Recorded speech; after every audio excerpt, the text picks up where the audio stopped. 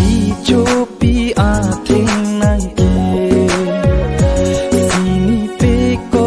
kaching thang pu an a ke me nang sarti pu an ke me kata pri pu an ke me rukha jokta nang than ke aseng nang mon me jokji nang rodi ni phan puan ne ajuin tung ti ne penan para ke me do lang dak pi the nang rodi ni phan puan ne ajuin tung ti ne penan para ke me do lang dak pi the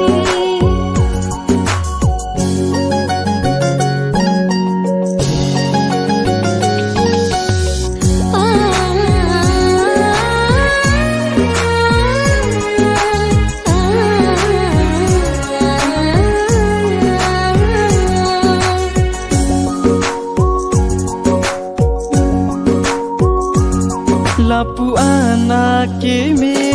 chum khare tu duk me sarti pen lang thi bune cho jago ne ke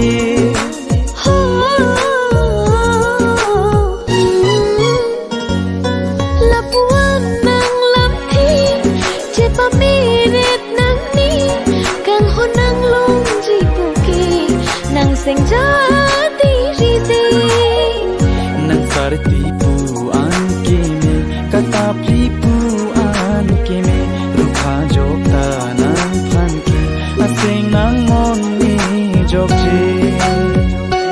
e thak seng pi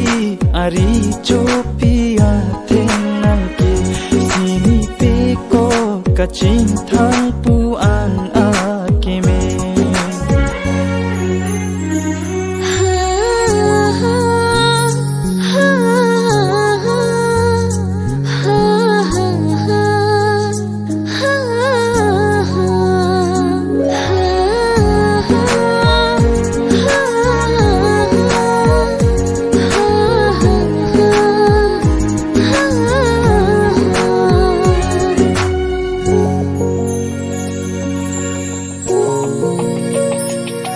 samila nang phan ke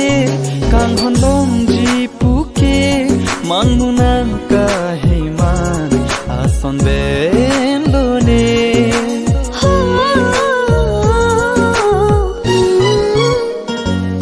kang ho nang na ho ti